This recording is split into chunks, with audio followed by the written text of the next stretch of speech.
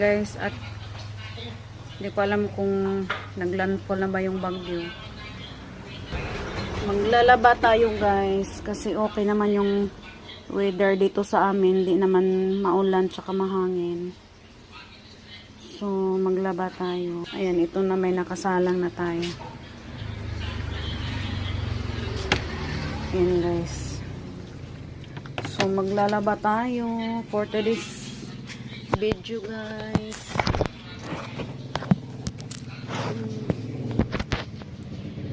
Maglalaba, labadami. Kasi okay naman yung weather dito sa amin guys, wala nang bagyo.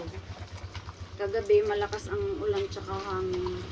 So ngayon umaga, September 26, wala na guys. Okay na. So thank you Lord. Keep safe everyone. Kung saan man kayo naroon, ingat. So that's it guys. Thank you for watching guys.